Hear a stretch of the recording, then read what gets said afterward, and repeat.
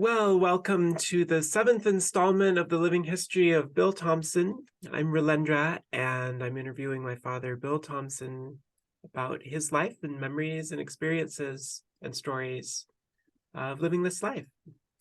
So welcome, Dad. And we left off in 1961 last time. Well, let me put the volume up a little. Okay. Oops.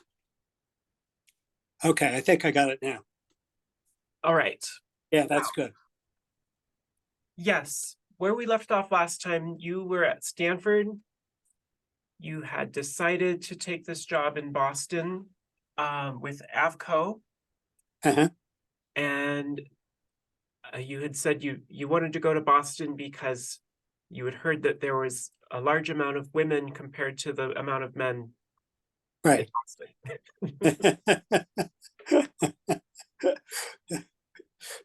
I'm remembering, so I guess it's hard to, you didn't share that much. It didn't sound like there was that much going on for you in life while you were at Stanford for the most part. Just kind of going through the program, and you had your friend Gordon Bope that you would play guitar with. Yeah, that's true. There was just about nothing going on there. Uh-huh.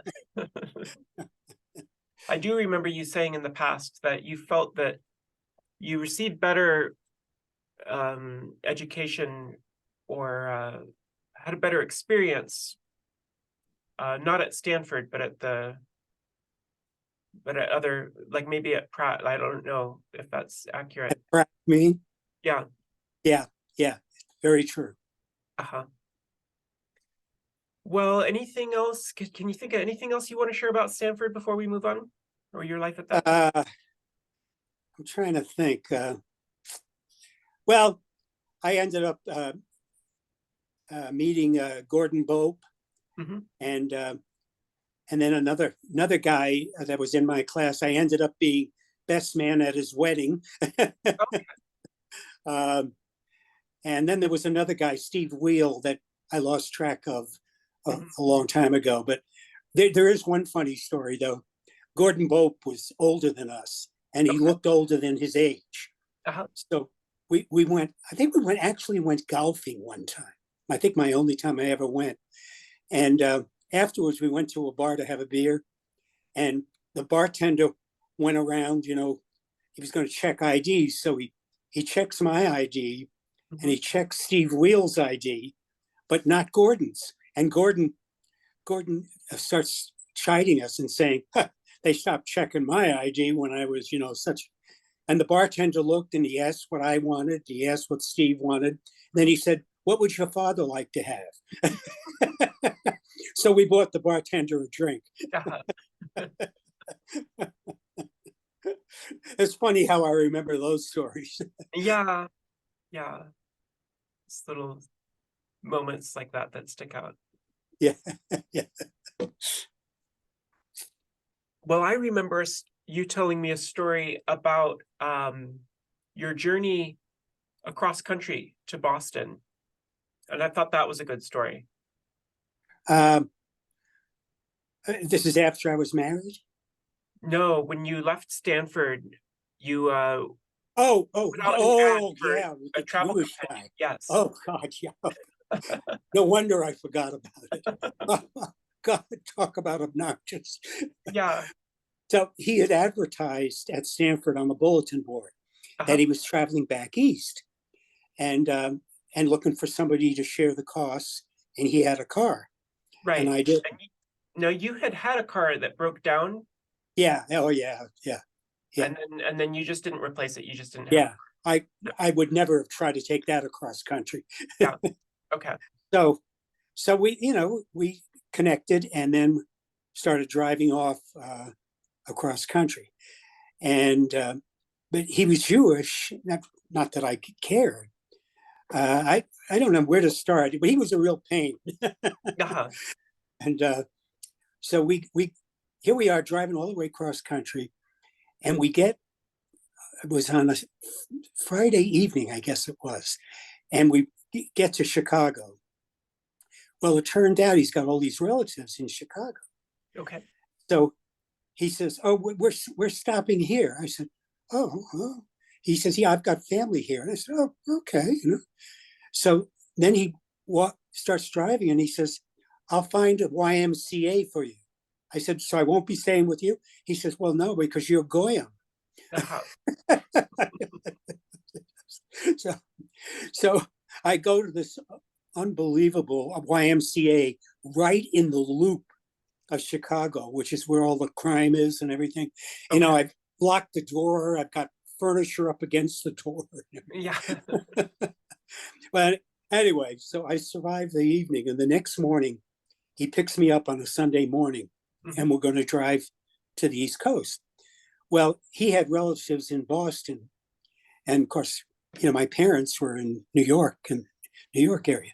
Yeah. So we're driving all the way across country, and finally he says, "Okay, I'll let you off here." I said, "Well, why don't you take this road here? It'll be right to New York, and then you can go right up to Boston. It's only an extra maybe 90 miles, 80 miles."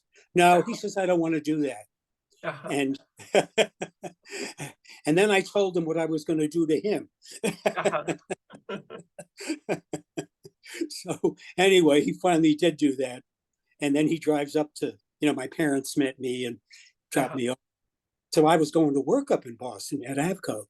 Yeah. And I can remember driving in the street at nighttime in Boston, and I see him crossing the street. And it was all I could do not to run him over. Uh-huh.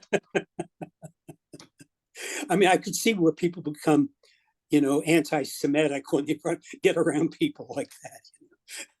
Just like excluding you, you know, from not for not being Jewish, so that you had to stay at Yeah, the at the horrible yeah, yeah. place. Yeah. Ah, well, so yeah, so I guess it sounds like you stayed at New York and caught up with your family before heading up to Boston then?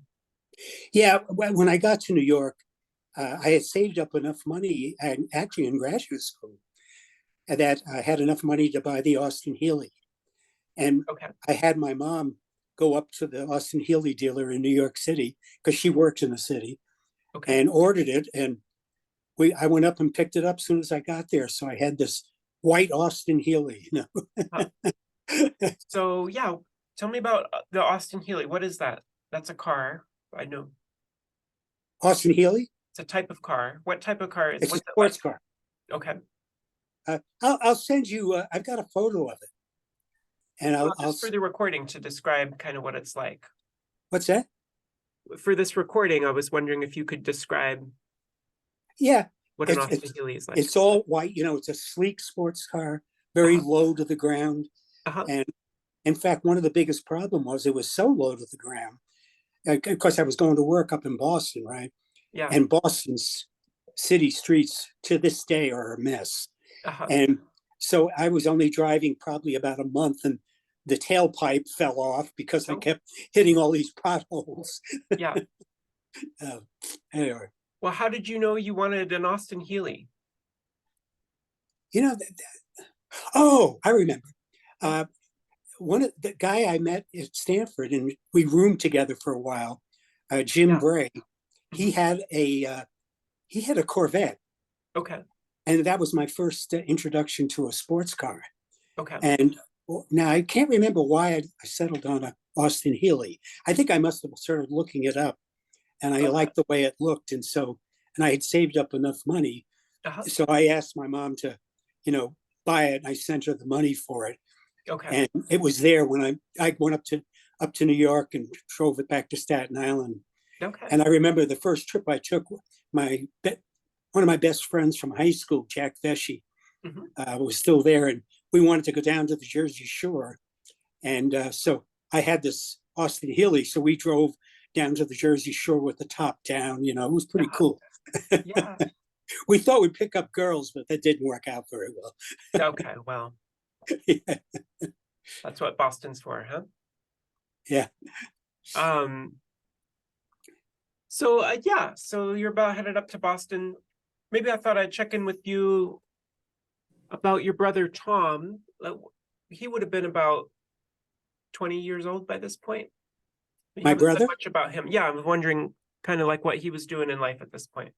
Yeah, let me see. I graduated college in 1960, so I was what? Is that right? Yeah. Yes, Yeah, I was and 21. finished Stanford in 61. Yeah, that's right. That's right. Yeah. So my brother was 2 years younger than me. Mhm. So by the time I got to New York, I was maybe almost 22, and he Yeah. was like, 2019, something like that. Yeah. Do you remember what he was doing in life at that point? He Was he was working in New York City, as they called it, a runner, at the big corporations. okay? And back before we had emails and all that stuff, Yeah. they actually employed young people to actually run between buildings in downtown New York. And they would run with stock quotes. Okay. And so his job for about a year was just running from building to building. Uh-huh. And was he still living with your parents at that point, or? Yeah, he Yeah. was. Yeah. Okay. All right. So, yeah, you're heading up to Boston, and then how did you settle in at Boston? Say that again. How did you settle in when you got to Boston? How did you find a Oh, place to live? What did you do? you know, I don't remember, but I think I looked around for advertising, Mhm. and somebody was advertising for uh, owned a house and was advertising for a renter to live in the upstairs part of the house. And that Okay. was in Cambridge. It's right across the river from Boston. Yeah. And so I went there, and then I met a guy who lived next door, and we got to be kind of friendly. Mhm. But then at work, remember I was working at Avco now. Yeah. So Avco was right on the border of New Hampshire and Massachusetts. So I had to drive, quite a ways to go to work. Okay. And there's where I met Don Flynn, Okay. and because he worked at Avco. You remember the name Don Flynn? You remember who he was? Yeah. Don Flynn. And Bill Bishop yeah, was, and I want to say I may have met Don Flynn. I'm pretty sure I met Bill Bishop at one point on that yeah, trip when we went back. you met Flynn, I think, one time when we went up to Boston, Yeah. and he was Yeah. living up there, That's and we went right. out to dinner. And, We went yeah, to the Cheers bar. that's right. It The wasn't Cheers, the one called the Cheers bar, right, but it was like the one that was like actually the real Cheers bar or something like that. right, Yeah. right. That's right. Yeah. Yeah. I don't So know if you ever met Bill Bishop. I don't know. I feel like well, I don't know. Yeah, I can't remember for sure. Yeah. But yeah, so Flynn worked at Avco. Now, what were you doing for Avco? What was I doing? Yeah. I was working on the heat shield for the Minuteman ICBM, Like when you say working on it, like what, how were you working? designing it Okay. because an ICBM basically has to re-enter the atmosphere, right? Yeah. So the nose cone that has the bomb Hmm. needs to have a heat shield on it. Yeah. And AVCO had a contract to make the heat shield for the Minuteman. Okay. And so when I got there, because I was a chemical engineer, I had a lot of thermodynamics and heat transfer. I Okay. got to work on that. So that's what I was doing at Avco. So how do you make a heat shield? Like, what was your Well, design? it's a coating. It was called an ablation heat shield. Okay. Okay. So the nose cone was coated pretty thick. I can't remember the thickness anymore, but Hmm. with a material that actually vaporized when it re-entered the Earth's atmosphere and got hot. And so basically it would evaporate, Hmm. and hopefully, if it was designed properly, by the time it got down to where it was supposed to go, the heat shield was still intact, and then the nose cone would survive the reentry. Okay. So that's what we were doing, and then seems to me we had what was called a spacer. It was Okay. right behind the reentry vehicle, and it had all the electronics. And I remember one of my jobs was to do heat transfer calculations to make sure that the electronics that were mounted to the spacer didn't get too hot, because then the electronics would melt. Okay. So that's basically what I did when I worked there. And so this is for a missile, for a weapon for the military, I guess. But Avco's a private company, and like, how did that part work? I don't understand the question. Say that again. Well, Avco's a private company, right? Yes. But you're building things. You're building this missile Where for, we're designing it, basically. yeah, or designing it. Okay, Yeah. We didn't, Avco did not put it together. I see. So Avco had a contract Uh-huh. from the government to do Okay. all the calculations for the heat shield, Okay. and then they would purchase the heat shield. You know, or they would make the heat shield out of the properties we thought were necessary so it would survive reentry. Okay. And what was Flynn doing for Avco? You met him there, you said. Say that again. Your friend Flynn, he was also working at Avco. That's where I met Flint. He What was was he working at Avco when I got there. what was he doing there? I'm trying to remember what he didn't work on that. He worked on some other parts of it. Avco had a lot of government contracts, Okay. and he was living in Boston. Mhm. But at the time that I worked there, I was living across the river in Cambridge. Yeah. And so we were close together, so we became friendly. And I remember whenever we had a snowstorm, he had an MG, which was also a sports car. So Okay. we would trade off in a snowstorm. One of us would leave their sports car up there in Avco, because it was about 40 miles, 30 miles maybe from Okay. Boston. And so we traded off all the time. In fact, funny part, his car was so old that in the wintertime, to get it started, you had to get into the front of outside the car in front of the engine, and with a crank it around to turn the engine over. Wow. So, okay. So you started to become friends, and then how did you meet Bill Bishop? Okay, well, Flynn and Bishop I don't know how they met, but they were rooming together over in Boston, and Okay. I was in Cambridge, Yeah. and it was getting the landlord that I lived with, you know, in the house I lived with, Mhm. was getting really wanted to raise the rent and get different renters, Okay. and so it turned out that Bishop and Flynn had another roommate, because they lived in Beacon Street, which was, you know, really expensive. Mhm. And the third roommate was leaving. He had graduated and was going somewhere else, and they needed somebody else. So it worked out perfectly. So I became the third roommate. Okay. When did you switch over there? Was it this during the winter sometime? Say that again? Was this during the winter then at some point? Yes, it was. Okay. Yeah. Yeah. And so tell me about your life living with Flynn and Bishop. Oh, wow. I don't know where to Yeah. start. Uh-huh. Talk about drinkers. Yeah. Okay. So, you know, and of course, downtown Boston was where all of the women who went to these all girl colleges, you know, in that area in New England, Uh-huh. they all went to Boston when they graduated to live the high life. So Okay. there was parties all the time, you know, and the three of us were there. And there's a real funny story. Uh, Bishop was quite a ladies' man, and Okay. he had this girlfriend who was an airline stewardess, Mhm. and I can't remember her name now, but she was really a piece of work. Well,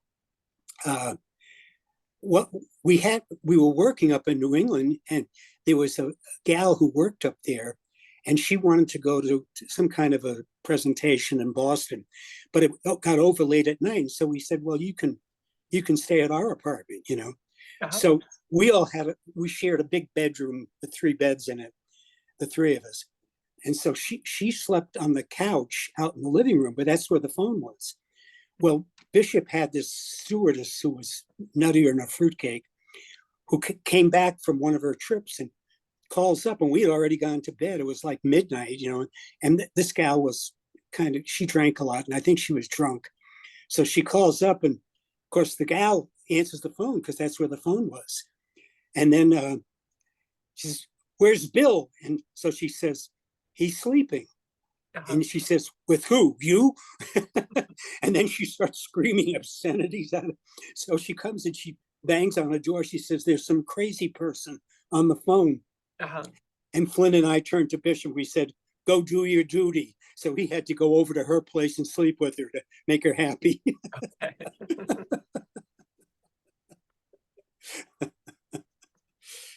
Hmm. Well, yeah. Any other stories coming to mind from when you were living with them at that time? Say that again. Any other stories popping to mind Let's those see. days? Oh, yeah. Yeah. Yeah. We were always putting on parties. Okay. I ended up, we all roomed together, the three of us. And so we had this party, and we were all working at Avco Yeah. at this. So Well, Bishop was working at Avco too. what's that? Bishop was working at He Avco as did well. for a while, and then uh, Flynn and I were still working there, and Bishop got a job with some company in Boston, so he Okay. didn't have to travel so far because Wilmington, which is where Avco was about 40 miles, north. Mm-hmm. But anyway, we had this big party. We were always throwing parties. There was a party in Boston because there were so many young people there. I would say there were 3 parties a week. That they would invite, anybody was invited who lived in that area of Boston. Okay. And so we had put on one, and then we went to work. And Bishop at this point was working at Avco too. Mm-hmm. So we came back and we decided that we have a few drinks. Well, we had this big punch bowl.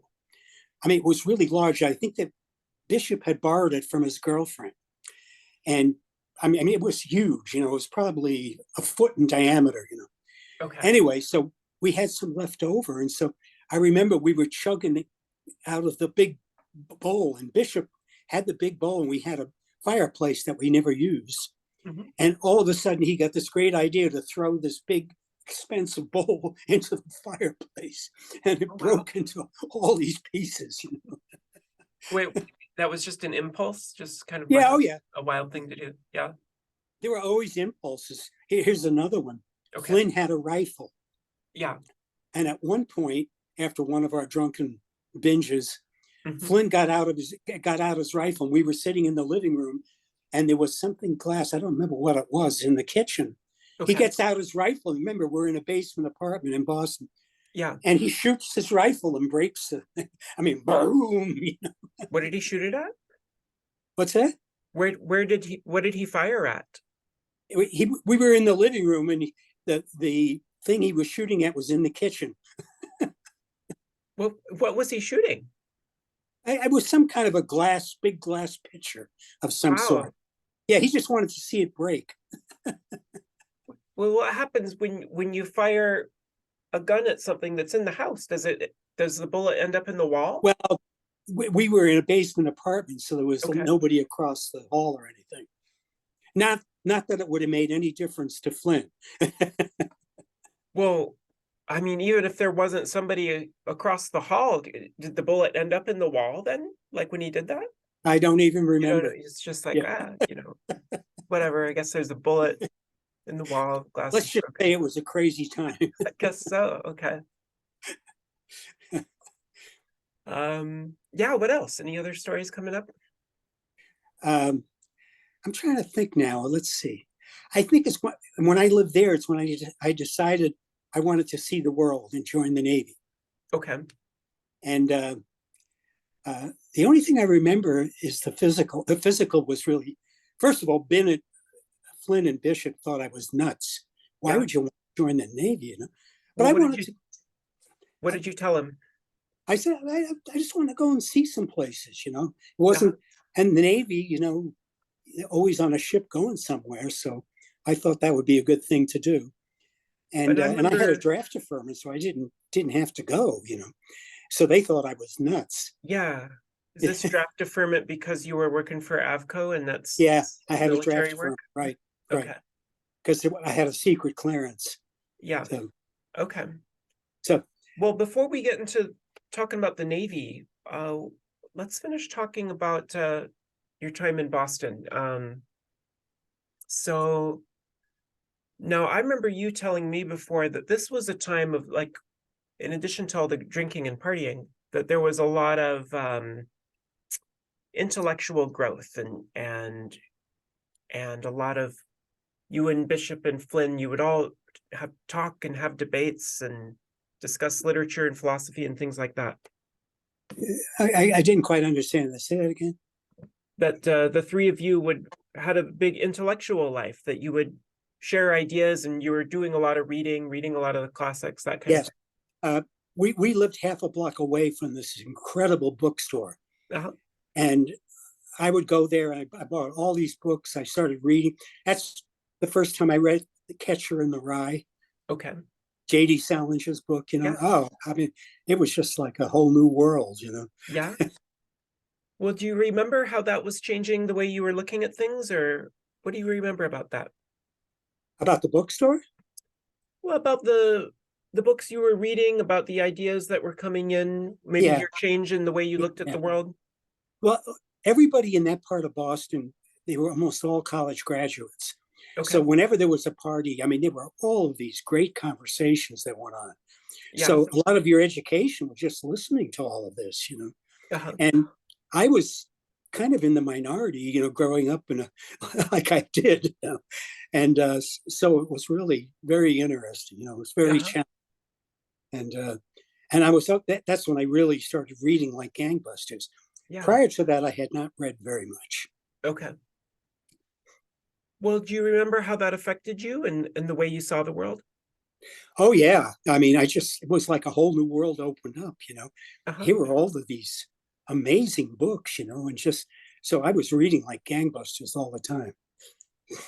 Were you changing your beliefs or how you look at the world or at life or those types of things? Probably, I don't have a specific memory about that, Okay. but all of that period of my life, I was changing all the time Yeah. because I was getting exposed to things I'd never been exposed to before. Yeah. Um, and what about you and Flynn and Bishop? The three of you would have like debates and things like that? Did we have what? Like debates or arguments or discussions about these kinds of topics? Oh yeah, all the time. It was very stimulating, and Yeah. everybody we knew was that way. Uh-huh. So it was always something going on.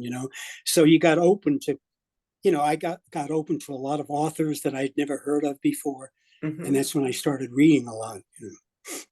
Do you remember anything about like their perspectives and your perspectives and how they were different or similar? No, because I really grew up quite differently than those two did. Yeah. And basically, I was just soaking it all in. Okay. So we didn't have arguments or heated discussions at all. You Uh-huh. know, in fact, I was being opened up to things I'd never seen before. So I Uh-huh. was mostly just listening. Okay. Well, another thing I remember you sharing before from that time was some funny stories like of dating. Say that again. A few funny stories about like different dates you went on or women you were dating at the time. Of the women, Yeah. I I didn't remember one, yeah, like for instance, I remember you went on a date with somebody to go see West Side Story. You remember that Oh one? yes, yes, yes, Yeah. yes, yeah. Yeah. And when we came out of the movie theater, I Hmm. can't remember how I met this girl, but we went with her sister and her sister's boyfriend. So it was Uh-huh. basically two couples. And we came out of the movie, and I was really, wow, this was neat. And I said, what'd you think of that? And she said, well, I thought it was stupid. Whoever heard of teen gangs dancing in the streets? And Uh-huh. then I realized, oh, brother, there's some other more private things that went on too. And I finally gave up. Okay. I won't go into details about that. Sure, sure. So yeah, she just didn't seem to be very aware. Yeah, no, she was. I'm trying to think. I don't think she had any college, and I Uh-huh. can't even remember how I met her. Yeah, Uh, and yeah. Yeah, speaking of that, yeah, you haven't mentioned much about like movies or anything like that. West Side Story was a great movie that came out at that time. Uh, were there other films that you were oh, really moved by in those days? I know there were, and I can't put my finger on them. But that's when I started really going to movies that really had, you know, social implications and things like. But I can't for the life of me remember what they were, Okay, other than West Side Story. yeah. I remember you telling me another story about someone you were dating, about the woman who would like carry her shoes in her bag. You remember that? Oh, that was back in New York, though. That was in New York. Okay. Yeah, yeah. We went to a dance, and I had this date with her. It was Staten Island, Uh-huh. and and then she had this bag, shop like a shopping bag, Uh-huh. and we get out of it. I picked her up. I was driving, and so I go over and I open the door, and she has this package there. And I said, "What's that?" Well, that's my. She was wearing high heels. She said, "Well, that's the shoes to dance because I'm taller than you with these high heels." And Uh-huh. I said, "Put those shoes back, or I drive you back home."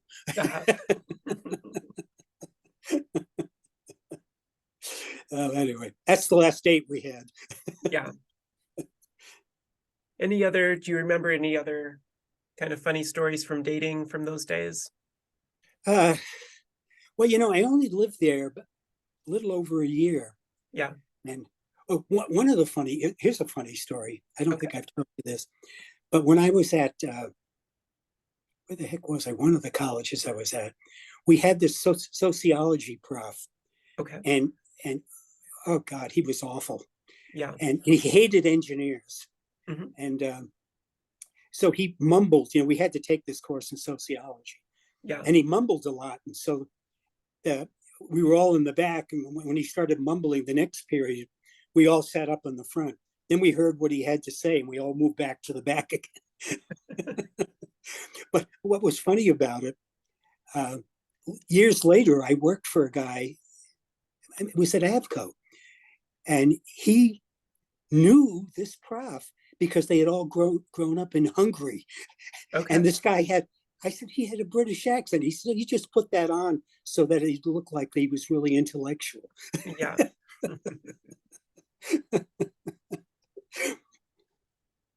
Well, can you think of anything else from that time period in Boston before we start talking about the Navy? Well, I'm trying to remember why I even just, I think I just decided to join the Navy just because I wanted to go overseas, and I couldn't see any way to do it, had no money. Well, So, what you told me once before was that you were also influenced a lot by Moby Dick, oh, yeah, yeah, yeah, yeah. that you had read Moby Dick that I, year, I, and that just, that's one of the books I read when I yeah, first started reading. Yeah. Yeah. created this I desire to, even memorized whole passages out of yeah. it. One of them is, "Why marvel ye so at the beasts of the ocean? For there's nothing more infinitely outdone than the madness of men." Oh, that's a good one. Yeah. Hmm. Oh, I'm letting that one sink in. Yeah, that's good. So there's this desire to be out there on the waters and just have this Yeah, whatever kind of experience you could have. yeah. Going to sea, I Mhm. really ate it up. I just love the whole idea of it. Yeah. And at one point, when I was in the Navy, I was the captain would be on the bridge, Mhm. and we were like ensigns, and the ensigns, our job when we were underway was to be on the wings of the bridge, outside Okay. with binoculars, making sure there was nothing out there. Yeah. And we were going along, and a whale came up and spouted. Mhm. And all of us, I had been reading, Moby Dick and things like that. And all of a sudden I couldn't control myself. And I said, "She blows 20 points off the port bow." And the captain turned around and looked at me. What? Yeah. All right. Well, we'll get into all the Navy stories, but let's start at the beginning. You were starting to say something about how it kind of started with a physical. Oh, yeah. Oh, what a physical. Yeah, this was Yeah. amazing. So the first thing was the hearing, so we're all in our BVDs basically, in a line, and there must have been, because it was drafting. I was about ready to get drafted, but I did have Where? a draft deferment. Okay. But if you had a deferment, you still had to go through the physical, Okay. and then at the checkout of it, you showed them the deferment, Hmm. and then they didn't consider you any further. But you were on record as having passed the physical. In case you lost the deferment, they could always call you back.